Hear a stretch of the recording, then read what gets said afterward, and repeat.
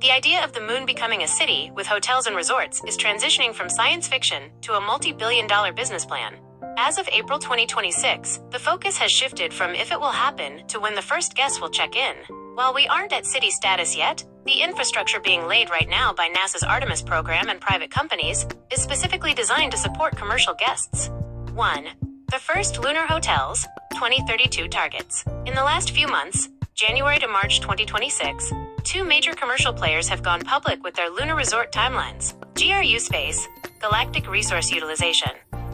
This California startup began taking $1 million deposits in January 2026 for its first lunar hotel, which is targeted to open in 2032. They plan to use autonomous robots to 3D print the hotel directly from lunar soil, regolith. Moon World Resorts Inc. In February 2026, this company unveiled a smart city master plan for massive moon-shaped luxury resorts on Earth, 312 meters tall. These serve as training grounds and funding sources for their ultimate goal, a mirrored luxury destination on the actual lunar surface. 2. The shift in tourism strategy. In early 2026, we saw a major pivot in the space industry. Companies like Blue Origin officially paused their suborbital space tourism, the short hops to the edge of space, to focus 100% on their Blue Moon landers. The industry has realized that the real money isn't in 10-minute flights, but in long-stay tourism. To make this work, they are developing inflatable habitats. These are being designed by companies like Sierra Space. They launch compact and expand into large multi-story suites once they land. Radiation dose optimization. 2026 research suggests that for a 3 to 5 day luxury stay, heavy shielding isn't needed. Brief exposure is within safe limits for healthy adults, making hotel construction much cheaper. 3. What a lunar city might look like. A lunar city won't look like Las Vegas. It will likely be a hybrid subsurface settlement. Feature, the tourist experience, 2030s. Location, likely the lunar South Pole for constant sunlight/power. Architecture, half-buried Hobbit-style pods, covered in 2 meters of dirt for safety. Activities, low-G sports in giant inflatable domes and earth-gazing lounges. Transportation, pressurized lunar buses and SpaceX starships acting as cruise ships. 4. The challenges of resort life. Before you can have a resort, you need a city council. In 2026, international lawyers are still debating the Artemis Accords to decide. Property rights. Can a hotel own the land it sits on? Safety zones. How close can a SpaceX tourist ship land to a sensitive NASA scientific site without sandblasting it with dust? Moonquakes. As we discussed, hotels will need seismic shock absorbers to survive the 10-minute tremors that ring through the moon. The reality check. While a full city with thousands of people is likely decades away, the first boutique lunar hotel for the ultra-wealthy is currently on the books for 2032. Would you be more interested in a high-tech glass dome suite on the surface with a view of Earth, or a luxury lava tube suite that is 100% safe from radiation? As of April 2026, the plans for living on the moon have undergone a massive strategic shift.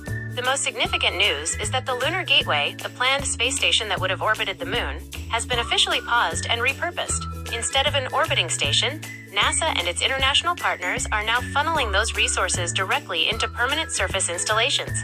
We are moving from visiting the moon to occupying it. 1. The major installations, 2026 to 2035. The focus is now on the lunar South Pole, specifically the rim of the Shackleton crater, because it offers peaks of eternal light for solar power and craters of eternal darkness containing water ice.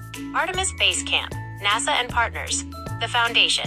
This is the flagship U.S. installation.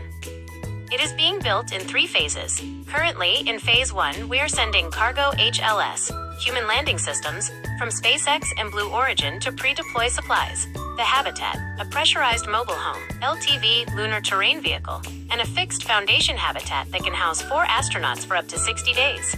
International Lunar Research Station, ILRS, China and Russia, the competitor. China has accelerated its plans, aiming to have a fully robotic research station functional by 2028 and human-ready modules by 2030. Structure. It is designed as a cluster of modules including a command center, energy station, likely nuclear, and a physics/biology lab. The Lunar Power Grid. Asterisk. Several companies, including Rolls-Royce and Westinghouse, are developing micronuclear reactors. Since a lunar night lasts 14 Earth days, solar power alone won't work for a permanent base. These reactors will be the batteries of the first lunar cities. 2. Who is planning to live there? The lunar population of the 2030s will be a mix of government explorers, private researchers, and even a few early tourists. Government astronauts, the Artemis generation, NASA, ESA Europe, JAXA Japan, and CSA Canada, have a rotating roster of astronauts who will live at the Artemis base camp in 6-month shifts. CNSA, Roscosmos. Chinese and Russian taikonauts/cosmonauts will staff the ILRS. Private sector employees. Axiom Space and Blue Origin. These companies aren't just building landers, they're designing commercial modules. By the early 2030s, we expect contractor astronauts to live on the moon to maintain mining equipment for water and HELIUM-3. The first lunar citizens. NASA Administrator Jared Isaacman recently noted that the goal is to have the first permanent residents, people who stay for years rather than months, by 2035. These will likely be engineers and biologists specialized in closed-loop farming. 3. Current 2026 timeline. Year. Milestone. Who?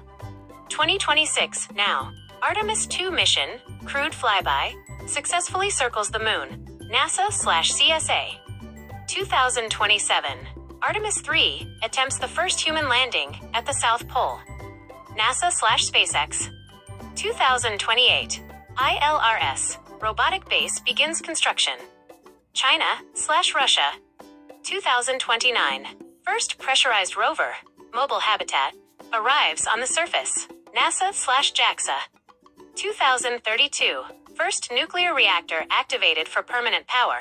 NASA/industry. 4. The repurposed hardware. Because the Lunar Gateway was paused in March 2026, its parts are being converted. The Halo module, living quarters, is being redesigned to land on the surface as a stationary lab.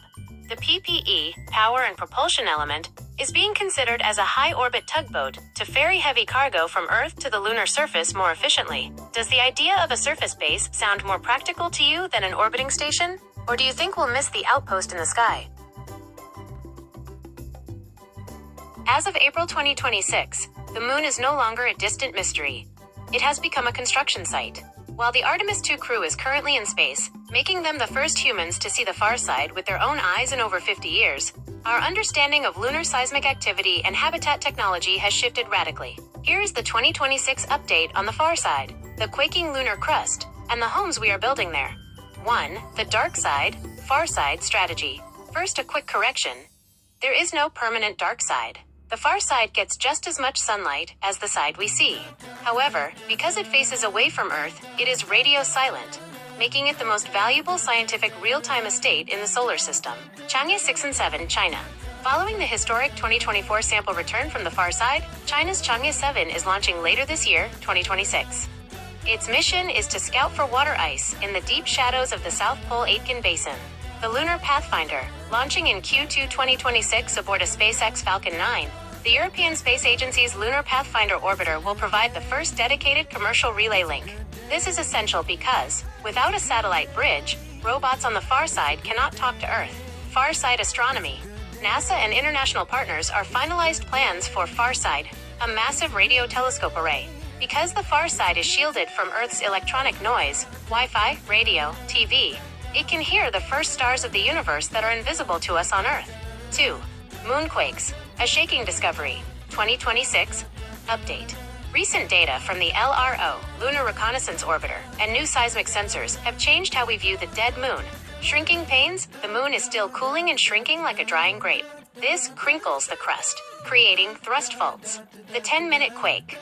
Unlike earthquakes that last seconds, moonquakes can last for over 10 minutes. Because the moon is so dry and rigid, it rings like a bell. The seismic threat. In February 2026, researchers mapped over 1,100 new ridges, tectonic faults, across the lunar plains. This is a major concern for habitats. We now know that building near a mere ridge is like building on a fault line in California. Any permanent base must now be seismically isolated to survive these long-duration vibrations. 3. Habitats, building for the long haul. The era of flags and footprints is over. We are now in the construction phase, 2026 to 2035, of the International Lunar Research Station, ILRS, and Artemis Base Camp, 3D printed regolith. Since the Lunar Gateway was shelved last month, March 2026, to focus on surface bases, the push is now on In Situ Resource Utilization, ISRU. Robots are being tested this year to sinter, melt, lunar dust into solid bricks for landing pads and habitat walls. The inflatable advantage. Companies like Maxar and Sierra Space are developing inflatable modules. These are shipped as small packages and then blown up on the surface. They offer more living space than metal tubes and, when covered with 2 meters of lunar soil, provide excellent radiation and moonquake protection. ILRS, China Russia International. The plan is to have a basic robotic scientific base, functional by 2030, with human-ready modules following shortly after. Summary: Moon Exploration 2026. Feature: status as of April 2026. Farside access, radio relay satellites, Pathfinder. Launching now. Seismic safety. New maps require bases to stay clear of mare ridges. Power. Shift toward small nuclear reactors, kilopower, for the 14-day lunar night. Habitation. Move away from orbiting stations to 3D printed surface bases. The big takeaway. We've discovered the moon is more geologically alive than we thought. Surviving on the far side isn't just about oxygen. It's about building flexible homes that can withstand a 10-minute quake while staying silent enough to hear the birth of the first galaxies. Do you think the silence of the far side is worth the extra difficulty of needing relay satellites to communicate?